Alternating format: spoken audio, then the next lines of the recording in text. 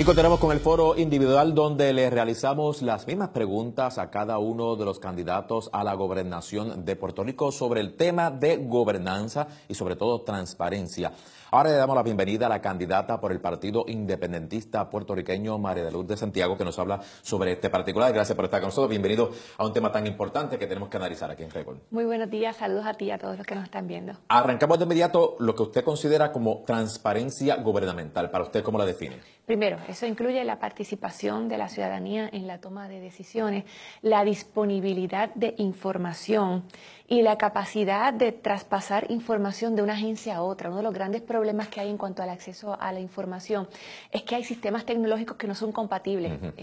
Por ejemplo, la nómina de ciertas agencias no es fácilmente transmisible al Departamento de Hacienda.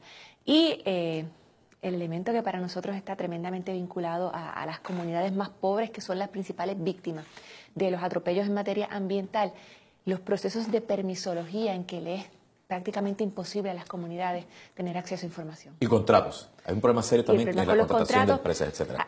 Mira, primero está que no todos los contratos son debidamente registrados, que muchas veces no detallan con precisión cuál es la tarea que se va a contratar y ese gran mal de siempre de los cambios de orden que hace que se contrate por una cantidad cuando es anticipable que el costo sería mayor y a través de los cambios de órdenes entonces se continúa inflando el presupuesto disponible para ciertas obras. Es algo realmente escandaloso. Y en muchos casos el tema del pago a los contratistas que proveen servicios adecuados en educación especial es uno de los grandes problemas, por ejemplo. ¿La rendición de cuentas está altamente atada a transparencia como tal? Naturalmente, y rendición de cuentas en todos los niveles. ¿Qué es rendición de cuentas para usted? Cuando hablamos de rendición de cuentas, ¿hasta dónde se puede rendir cuentas sin tener que comprometer ciertas cosas que a lo mejor son asuntos que requieren algún tipo más de control o por lo menos que no son necesarios que se sepan? Te voy a dar ejemplo de un proyecto mío que no se logró aprobar en Cámara y Senado. En el tema contributivo donde digamos que más opacos son los procesos, porque los mortales pagamos según lo que dice el Código de Rentas Internas, pero las grandes corporaciones tienen acuerdos privados que son los decretos de exención contributiva, eso es a puerta cerrada, cuartos oscuros, nadie conoce el contenido, pero tiene que haber una forma de que el país pueda tener información de si ese beneficio, esa concesión, ese privilegio que se le da a un sector económico realmente se traduce en ganancia para el país. ¿Lufthansa es un ejemplo de eso? Lufthansa es uno de los mejores ejemplos. Lufthansa primero se puso a operar a través de una enmienda hecha exclusivamente para ellos a la Ley de Incentivos Económicos y la primera asignación que se quería hacer, porque también había que remodelar el hangar, era utilizando los fondos que se suponía produjera el arrendamiento del aeropuerto internacional y que deberían estar destinados a otros aeropuertos, a los aeropuertos regionales. Pero no hay esa cultura de parte del Estado de exigir a quienes se benefician y por lo tanto los procesos de rendición de cuentas son siempre incompletos. Rendición de cuentas. Los estados financieros de los candidatos a la gobernación deben ser presentados y conocidos por el pueblo de Puerto Rico. Están disponibles a través de la Comisión Estatal de Elecciones.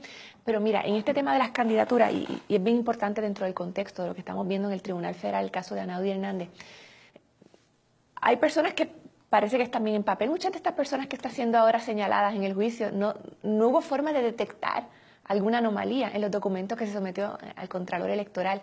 Por eso, en la medida en que la ley sea estricta, en la medida en que se reduzca el financiamiento privado, vamos a tener grandes avances, pero en última instancia depende de la honestidad de la institución y de la persona, del candidato.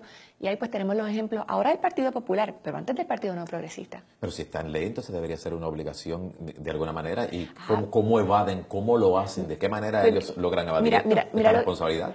Eso es una de las cosas que se está revelando en el Tribunal Federal. Se identificaba la cantidad máxima que puede dar una persona y ese dinero se registraba legalmente. Pero como esa persona iba a querer aportar más, entonces se entregaba dinero en efectivo que era canalizado, lo conseguía el recaudador. Oye, pero alguien en el partido tenía que estar recibiendo las bolsitas de papel con los billetes ahí y gastándolo. Así que falta todavía mucho más por desenredar de la tramoya del Partido Popular, que, insisto, ha sido la práctica también el Partido No Progresista. Con la respuesta entiendo que María de Lourdes Santiago presentó su estado financiero sin ningún tipo de problema anticipadamente. Nosotros somos muy estrictos en ese tema. Ahora, ustedes tienen un plan de trabajo. La pregunta aquí es cómo se proponen cambiar este proceso de formulación de las políticas públicas del gobierno. ¿Qué plan y qué propuesta presenta el Partido Independentista puertorriqueño? Primero, hay que erradicar el inversionismo político. Cuando un donante da 2.000, 3.000, las cantidades que pueden ser por encima de lo permitido por ley, es esperando algo a cambio. Entonces, resulta no solamente en una transacción financiera impropia, es que se termina entregando facultades gubernamentales, prerrogativas gubernamentales a cambio de ese donativo. Y por eso tienes a un acusado hoy en el tribunal, que es el que dice, no, quiero a fulana de tal en el Departamento del Trabajo. Distribuye el pastel. Y al otro en la AAA. Y así es que funcionan y esto lo sabe sobre todo la gente de pueblos pequeños que todo el mundo se conoce. Así se nombran en muchos sitios directores de escuela, superintendentes, supervisores, asistentes especiales. Esa politiquería es lo que produce el nivel de incompetencia tan alta en el gobierno. Hay que empezar por respetar el principio del mérito, que es un principio muy desoído en el gobierno actualmente. Sí, el país por lo general está pensando que en Puerto Rico no existe este tipo de transparencia gubernamental y que en este sentido afecta las decisiones que se toman sobre el proceso del país. Ahora le pregunto, ¿usted está de acuerdo con este argumento? ¿Entiende que los puertorriqueños no creen que exista algún tipo de proceso de transparencia gubernamental? Mira, no lo hay, y yo puedo hablar de lo que yo he hecho como legisladora. En mi cuatrienio anterior, yo presenté un proyecto de ley para que mensualmente se publicara, agencia por agencia, cuánto ingresa esa agencia y en qué lo gasta. ¿Cómo es posible que en el siglo XXI yo no pueda saber cuánto gastó en nómina el Departamento de Educación, cuánto gastó en materiales una división del Departamento de Salud? El proyecto fue aprobado en Cámara y Senado y lo vetó Aníbal Acevedo Vilá. Este cuatrenio lo volví a someter, se aprobó en el Senado, no se aprobó en la Cámara. Hay una falta de disposición expresa del Ejecutivo para abrir los libros. O sea, usted ha presentado dos proyectos. Dos proyectos en mis dos cuatrenios. ¿Que tiene que ver con la transparencia? Identificar que esté disponible en Internet. ¿Cuánto recibió esta agencia? ¿Cómo están haciéndose los envíos de las cantidades y cuando se argumenta esos proyectos, ¿qué argumentos utilizan para oponerse? Pero si es que con no llevarlos al hemiciclo basta. Lo detienen, es simplemente que lo detienen. Basta, y mueren en una gaveta, sobre un escritorio, y ahí se mueren. Mira, aquí, para que tú veas cómo funcionan los mitos legislativos. Aquí hay gente que dice que yo me abstengo de las medidas, lo cual es una completa mentira. 0 abstenciones, 0, 0, 0. Contrario a la mayoría de los senadores que tienen unas cuantas. Pero los que más se abstienen son los de la mayoría. Cada vez que la mayoría dice, este proyecto, como es para promover la transparencia, la rendición de cuentas, yo no quiero tocarlo, esa es la forma de ellos abstenerse de considerar las buenas ideas. Y se protegen, terminan protegiéndose.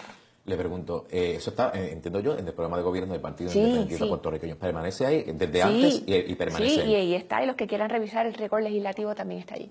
¿Usted entiende que el gobierno de Puerto Rico tiene que publicar nombres, puestos, salarios, beneficios, cualquiera que sea de persona nombrada a ocupar un puesto de confianza? Vamos a empezar por el nombramiento de los puestos de confianza. Ahora, que exceden por mucho los números que deberían ser. Y que responden también a criterios de preferencias personales de ciertos funcionarios. No es que no haya empleados de confianza. Yo puedo entender que alguien quiere tener una persona, pero no puede ser cualquiera.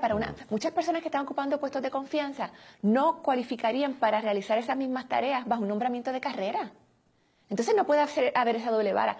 Que hay que dejarle cierta discreción a un funcionario, sí, pero no es para que me pongas a cualquiera a atender asuntos fundamentales. Vamos a definir lo que sería entonces, aprovechando esa argumentación suya, lo que debería ser un puesto de confianza, lo que es un puesto de confianza hoy día, lo que debería ser un puesto de confianza. Un puesto de confianza debe ser uno que por un cauce que no sea el de nombramientos regulares, un funcionario pueda nombrar a una persona que estima que está especialmente capacitada para realizar una función. En algunas ocasiones hay plazas que no se ajustan a esos requerimientos que puede tener esa agencia. Yo puedo entender que se nombre, pero oye, puedes tener uno, puedes tener dos, de los cientos de empleados de confianza y, repito, de gente que probablemente no está cualificada para realizar esas tareas. Le voy a traer un ejemplo. Precisamente en el caso de la Cámara de Representantes, se contrató una firma que salió en cientos de miles de dólares para auditar el contrato de Anaudir Hernández con el famoso cuadro telefónico. Se contrató esta compañía, pero dentro de la Cámara de Representantes no hay un auditor, no hay una parte precisamente dedicada a auditar los asuntos que tienen que ver con la Cámara de Representantes. En un mundo en que haya dos cosas esenciales en la política, eficiencia y honestidad, debería haber unos controles internos que evidentemente en este caso no los hubo. Por eso muchas veces se recurre a un agente externo, porque es la única manera de intentar proyectar credibilidad. Y en este caso de la auditoría de la Cámara, aún así hay muchos reparos con el trabajo que se hizo. Que ahí ni siquiera eso funcionó, pero debería estar los controles internos dentro de los cuerpos legislativos. Para que tengas una idea sobre, porque nosotros los legisladores de minoría Yo no tengo idea en qué se gasta el dinero del Senado. O sea, la presidencia en Cámara y Senado tienen mano libre, por ejemplo, para proyectos como el proyecto de la privatización de las escuelas charter 1456. Ahí se contrató hasta una compañía de publicidad para promover un proyecto legislativo. Entonces, cuando yo voy a hacer trabajo de mi oficina, por ejemplo, que yo hago los talleres que damos de educación especial, oye, eso se hace con mi presupuesto, y está ahí todo para rendir cuentas. Pero presidencia del Senado, presidencia de la Cámara pueden hacer lo que les parezca. Y no hay, ya ahí tenemos unos elementos de falta de transparencia que tienen que preocupar al país. ¿Y qué razones se dan para que los viajes que se dan los legisladores, que no sirven para nada? O sea, ¿quién ha notado que hay un aumento en la calidad de la producción legislativa porque hay muchísimos senadores y representantes que se pasan viajando al exterior? La membresía de esas organizaciones como el Conference of State Legislators, etc., cuesta cientos de miles de dólares al año y no sirve para nada. Que no sepa que los legisladores vayan a darse un paseíto. ¿Cómo es posible que un legislador no pueda tener conocimiento ni tenga detalle de los dineros del cuerpo para el cual trabaja?